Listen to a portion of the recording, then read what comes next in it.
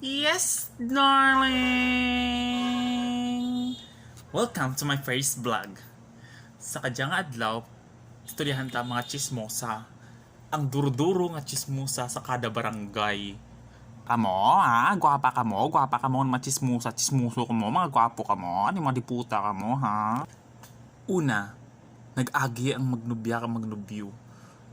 Tapos, ang sakilid ka tindahan, argay, nagturok sa mula sa kahig paagto sa ulo.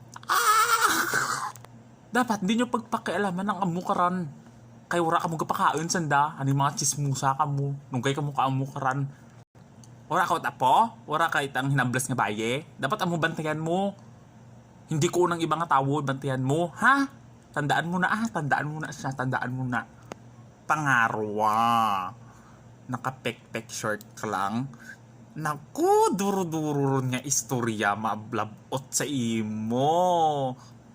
Di, ano pa kaya alam niyo kung nakapik-pik short siya?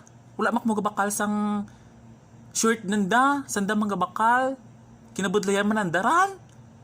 Pakialamera, gid ka mga chismoso, kung makulapin bandunot yung mga tabilan yung mga baan. Hindi ta pagpakialami sanda, mong kaugalingan ta pakialami kung may kanon ka pablakaroon sa gabi. Gay ka mo ka mga ginago kung mga chismusa ka mo, mga diputa ka mo. Good ko namin ikamsan yung mga tinai.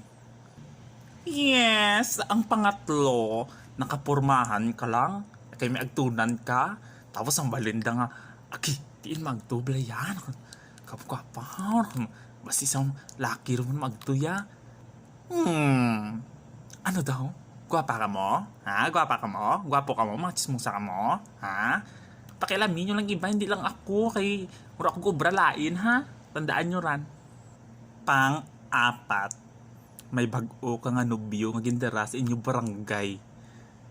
Tapos, ang sa kilid tindahan dyan. Mahambal. Bag-uro man ang laki nga gindara. Sino ko balaran?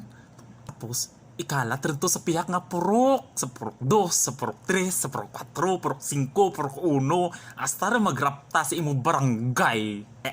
Nami sa kagalingan nyo, nakapamantay ka mo kay ibang tao. Nga wala ka mo ginabantayan. Ano yung mga diputa, mga chismusa, kumusot yung mga tabog ko rin yan. Bye-bye.